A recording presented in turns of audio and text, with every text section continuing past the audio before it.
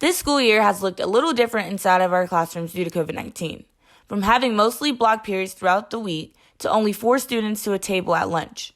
A major change within our school community is that students now have the ability to connect with their classrooms from home. We interviewed a couple of teachers to receive their insight about synchronous learning. Let's take a look on their opinion. A great option that students have that they can sync from home helps them stay safer. If they're worried about how they feel, they can stay home instead of forcing it and coming to school when they might possibly infect others, including their teacher.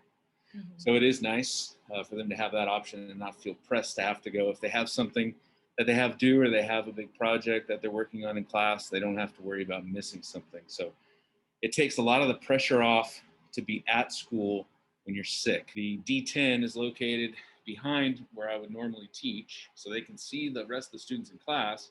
But for me, I'm in an awkward position of trying to turn left to look at my class who are physically present, and then turn right to address the students on Zoom, or to look at my computer and say, everybody at home got that. So I do find myself, checking with the Zoom students to make sure that they're getting everything. So it is a little awkward from a teaching perspective. I'm having to share a lot of things online that I'm not comfortable sharing, like quizzes and things like that. So I think Sync is a good alternative for the situation that we find ourselves in now, right?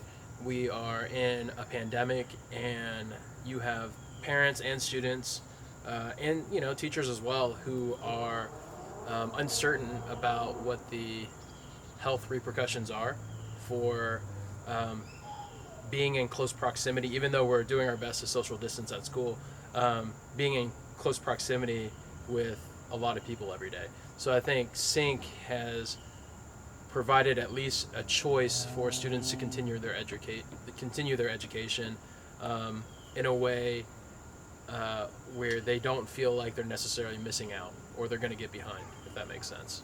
You have to almost retrain yourself to include the students that are home online. When we first started, I had half my class online. Now I have 2, and they're quiet. So it's kind of like, hey, remember that I have my 2 girls up there. Include them, involve them.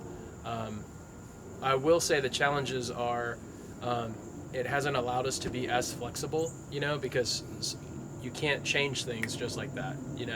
You have a plan and you plan it out for a week, and you, especially in elementary, you provide your students with the materials they need. Their parents come drop off their work and pick it up, and I think I've lost a little bit of the flexibility that I miss from having all my students here. I think that's the challenge with Sync, is just engagement. Because those kids can flip their laptops and their iPads on, and if they're not actively engaging in the class, then it's like watching a TV show or something. Overall, synchronous learning has proved to be beneficial to our current circumstances and has helped our students stay on track from home.